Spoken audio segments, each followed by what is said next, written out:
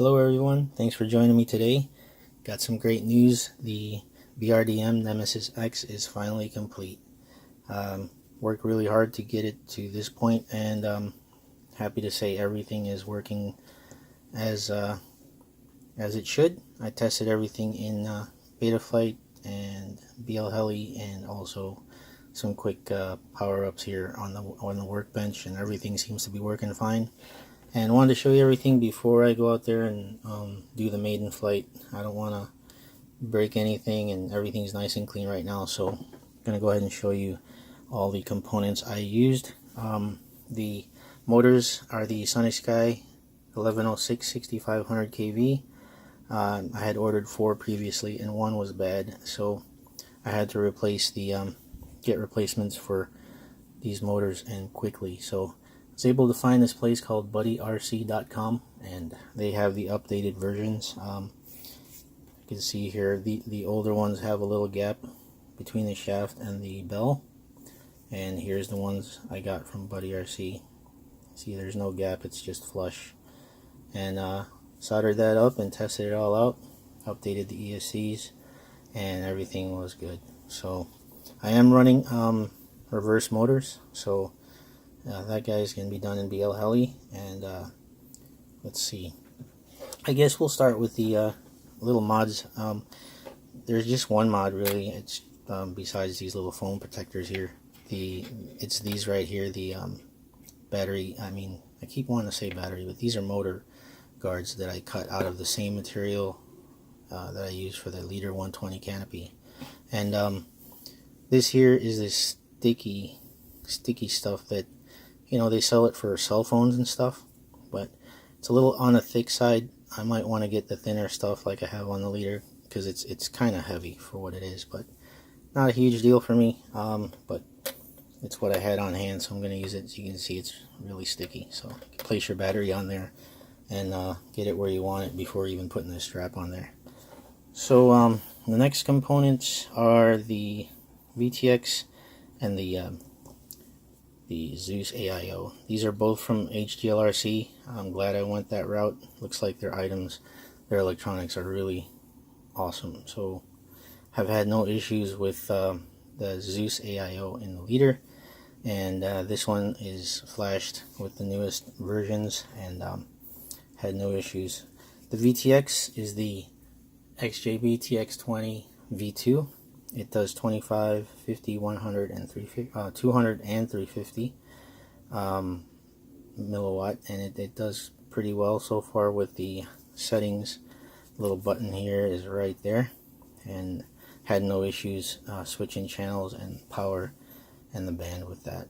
Nice little LED, tells you where you're at all the time instead of looking at little blinking LEDs to count the numbers and all that good stuff. My receiver is a FlySky FS 82, and it works good in the Leader.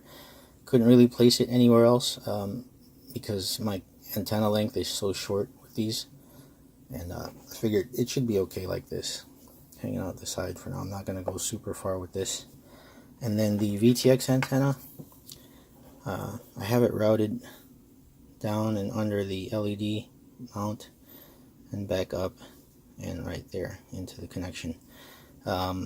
Use some heat shrink and a zip tie down here pointing upwards to help secure it in place, so it kind of stays right there. And it might catch a prop strike in a hard crash, but I just got to make sure to disarm quickly when I do crash. So other than that, the Cadex pink camera, as you guys saw in my grocery drop number 1, ended up liking the pink. Kind of looks cool in here, it stands out. And just one side note, these guys are not so good at night, really grainy video, but in the daytime they are excellent. So if you're looking for an all-around camera, I had asked Albert Kim on one of his recent videos to recommend one, and he said to try out the Cadex Turbo S1. And I did watch his videos on the evening and daytime, and it looked pretty good all around. So I might swap this out if I fly at night here in the future. Just a side note on the the cable. It comes with this little dongle, and it has this side here, which you connect the extension off the camera. It's like the run cam ones. I was trying to explain it yesterday.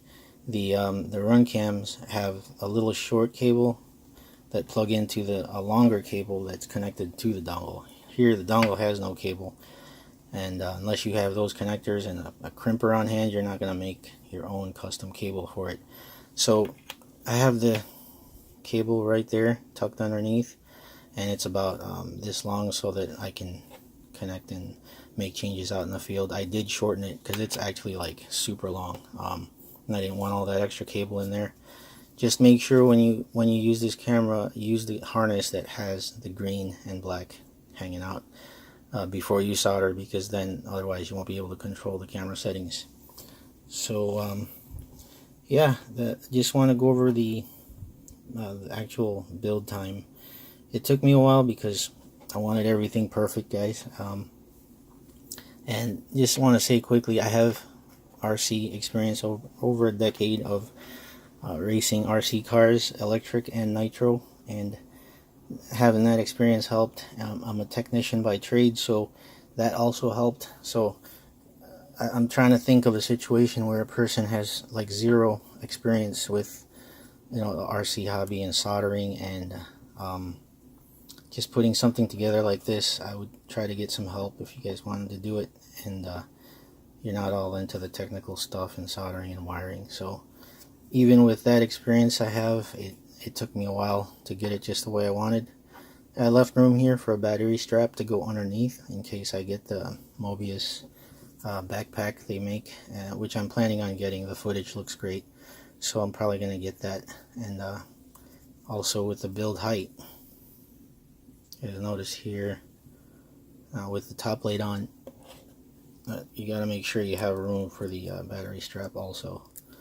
Not really going to be able to show that, but there's definitely enough room. It's going to be nicely right on top of the VTX there without really putting any pressure on there. Let me think. There's nothing else really aside from maybe the power cable. I have it pointing down, and use the two holes. You can't see them now, but there's two holes cut out for a zip tie to secure the cable. And make sure you put some heat shrink where it touches the carbon fiber, because then you don't want it to rub and cut through the wire. Let me give you guys the weight of everything, and I'll be thinking of any other build notes I have that I might have forgotten here as we go. Let's put everything on, get this thing centered out. Top plate, that's a little thick battery holder there, so it's gonna be thicker than the normal stuff. So with props, 10 grams, and quad 92 grams altogether. Let's go ahead and weigh it with the Tattu. Nice, 144, and the RDQ 550, 2 grams heavier than the Tattu, and these are only 550. Pretty interesting. With the Mini Star 650, considerably heavier. So yeah, I don't see how this battery is the same rating as far as milliamps, because come on, look how thick that is. I don't know. I will find out. I'm going to charge these up after I use them, and we'll get a gauge of how many milliamps it eats. So 144, 146, and 160. Wow, that's the weight for you. Alright, while I was weighing that, I thought about one more thing to mention here. In the sides of the camera, I used, from Blair's suggestion, some heavy heat shrink to mount in between the camera and the side plates for the camera, and it seems to hold the camera just right. So alright guys, that's gonna do it. Let me get out there and fly it, and we'll see how she goes.